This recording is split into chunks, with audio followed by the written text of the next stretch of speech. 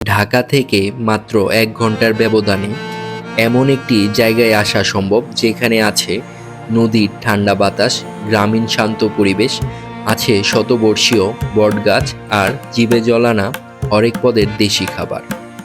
আজ আমরা চলে এসেছি মিরপুর বেড়িবাঁধে।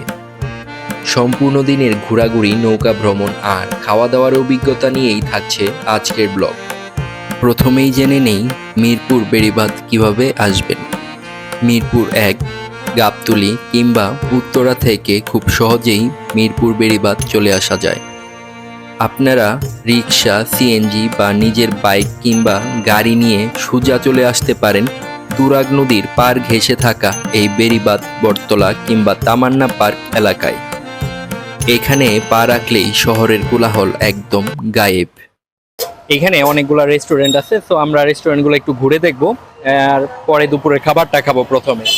তো এখন আমার সামনে যে রেস্টুরেন্ট আছে, একটা আছে লাভজন রেস্টুরেন্ট আর একটা আছে তামান্না রেস্টুরেন্ট, বা ওই যে তামান্না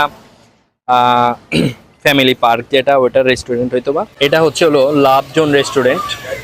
পরিবেশটা সুন্দর, একদম গাছের নিচে কিন্তু প্রতিটা টেবিল রাখা আছে এইখানে, আর মোটামুটি সুন্দর আছে রেস্টুরেন্টটা।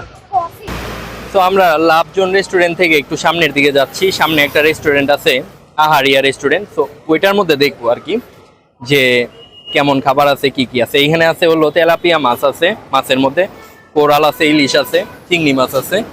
একদম জঙ্গলের মাঝখানে কিন্তু এই রেস্টুরেন্ট, আর একটু সামনের দিকে।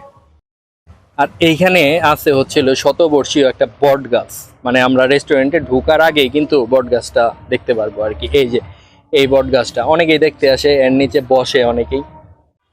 এই হচ্ছে স্মারক বৃক্ষ। আর পুকুরটার নাম হচ্ছে হলো শক্তিসাগর পুকুর। তো এই পাশে হচ্ছে আহারিয়া রেস্টুরেন্ট। তো আমরা ভিতরে যাই।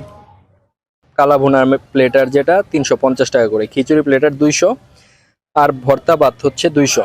খিচুড়ি প্লেটারের কি কি থাকে? খিচুড়ি প্লেটারের মধ্যে আপনি একজনের পরিমাণে খিচুড়ি পাবেন, বিফ ঝুরা মাংস পাবেন, একটা দই পাবেন। দই, এটা হচ্ছে ২০০। এটা 200 টাকা। আর ওই যে তেলাপিয়ার কি বলা? এটা হলো 300 গ্রামের মতন তেলাপিয়া মাছ হবে, সেটা আমরা 300 গ্রামের প্লাস, সেটা আমরা 200 করে বিক্রি করি। ২০০ করে, মানে শুধু মাছ? শুধু মাছ ফ্রাই। আচ্ছা, ওটা ওই যে ভর্তা ভাতের প্লেটারের সাথে নেওয়া যাবে আর কি? হ্যাঁ, বর্তমানে প্লেটের সাথে আপনি এক্সট্রা নিতে বা পারবেন। এক্সট্রা যে কোনো প্লেটারের সাথে ২০০ টাকা অ্যাড করা লাগবে জি, জি। তেলাপিয়ার জন্য। এছাড়া আর কোনো মাছ নেই? না, শুধুমাত্র আমরা এটাই রাখছি, পরে আমরা আরো বাড়াবো।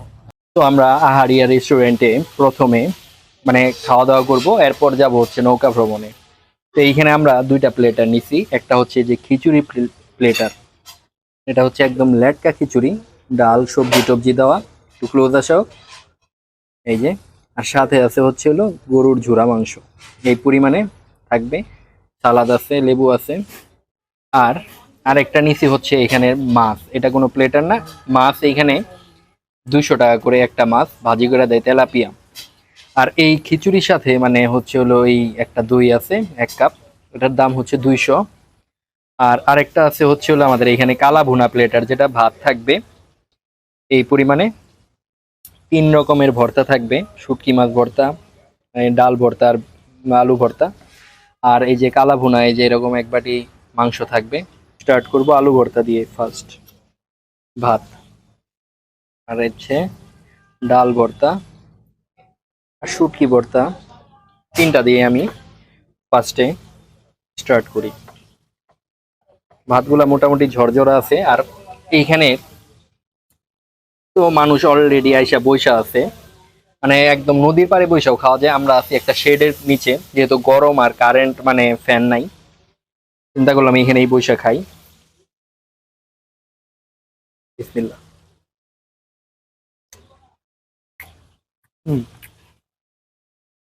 আলু ভর্তা যেরকম ওরকমই লাগে। এখানে একদম পাতলা যে ডালটা আছে, আমি একটু ডালটা মিক্স করে নিই। আলু ভর্তার ডাল কিন্তু ভালোই লাগে, কম্বিনেশনটা আমার কাছে ভালো লাগে। কার কাছে কেমন লাগে জানাবেন আর কি। হুম,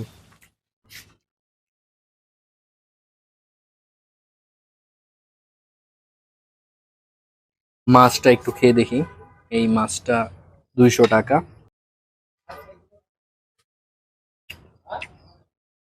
মাছটা মোটামুটি মানে একটু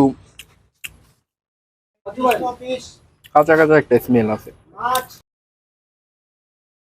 এখানে নাকি রান্না বান্না করে মাটির চুলায় আর কি।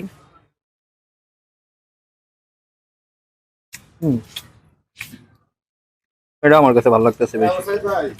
কালা বোনাটা আমি যতটুকু না মনে করছিলাম ভালো লাগবে, এর থেকে বেশি ভালো লাগতেছে। সালাদ দিয়ে খাই।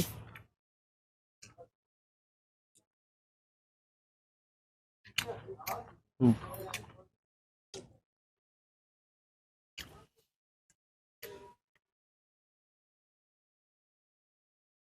হুম। কালি খিচুড়িটাও কিন্তু মজা। সবজি দেওয়া হয়েছে এখানে,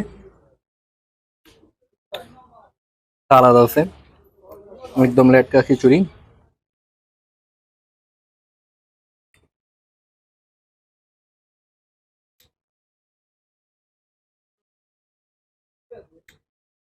হুম। ঝুড়া মাংস দিয়েও এটা আরো টেস্টি।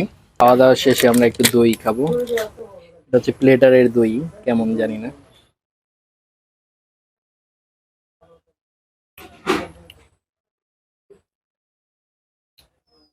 ভালো আছে মোটামুটি।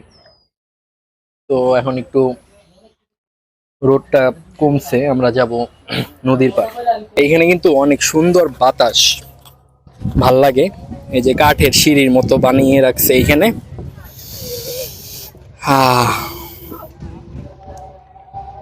আর স্পেসটা দেখেন, এই জায়গা থেকে যদি দেখাই কত সুন্দর, আর বাতাস কি পরিমাণে এখানে বলে বোঝাতে পারবো না আর কি। এখানে একটা টং দোকানের মতো করা হয়েছে।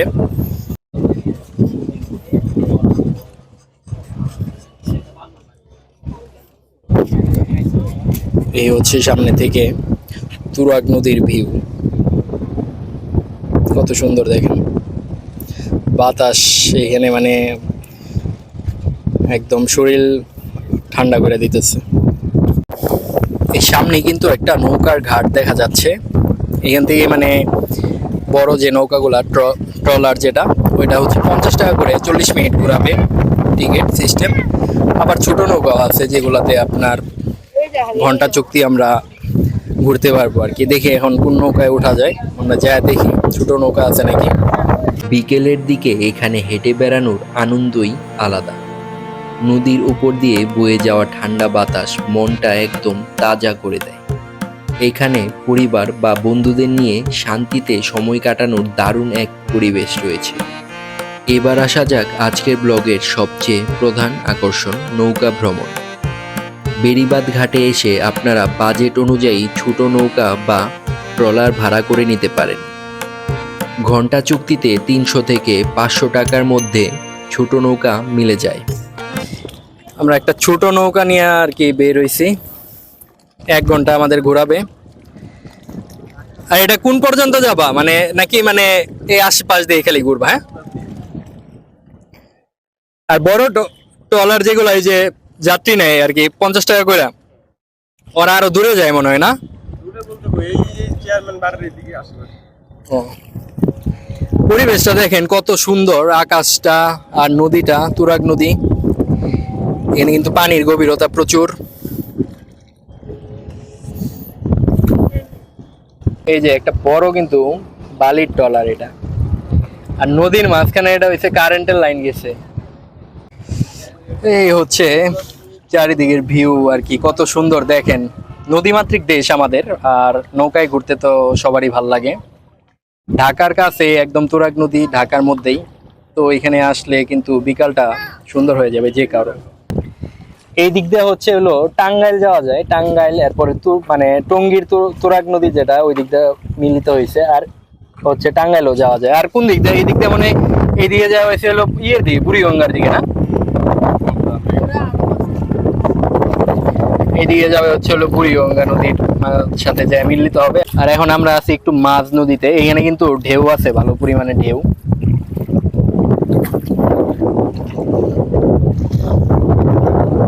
নদীর মাঝখানে যখন নৌকা চলে আসে আর চারপাশের বাতাস যখন গায়ে লাগে, সত্যি মনে হয় শহরের একদম বাহিরে কোনো প্রত্যন্ত গ্রামে চলে এসেছি। সূর্যাস্তের ঠিক আগে এই নৌকা ভ্রমণ মিস করা একদমই উচিত হবে না। গ্রামীণ পরিবেশে ঘোরাঘুরি, খাওয়া দাওয়া আর নৌকা ভ্রমণ সব কিছু মিলিয়ে আজকের দিনটি ছিল অসাধারণ। তবে আজকের দিনে সেরা মুহূর্ত ছিল নৌকা ভ্রমণের মুহূর্তটি। নৌকায় বসে উপভোগ করলাম আজকের দিনের সূর্যাস্ত। অদ্ভুত রকমের ভালো লাগা কাজ করলো মনের মধ্যে। নৌকা ভ্রমণ শেষে ফিরে আসলাম নদীর তীরে। একটি সুন্দর স্মৃতি নিয়ে ঘরে ফিরতে পারাটাই হচ্ছে ঘোরাঘুরির সার্থকতা। অল্প সময় এবং কম খরচে রিফ্রেশমেন্টের জন্য মিরপুর বেড়িবাঁধ আসলে একটি দুর্দান্ত জায়গা। তো ছুটির দিনে আপনারাও চলে আসতে পারেন পরিবার কিংবা বন্ধু বান্ধবদের নিয়ে। আর আপনাদের কাছে আজকের ভিডিওটা কেমন লাগলো কমেন্টস করে জানাবেন। ভালো লাগলে লাইক করবেন এবং চ্যানেলটিতে নতুন হয়ে থাকলে অবশ্যই সাবস্ক্রাইব করবেন। আর দেখা হবে পরবর্তী কোনো নতুন ব্লগে। সবাই ভালো থাকবেন, সুস্থ থাকবেন। আল্লাহ হাফেজ।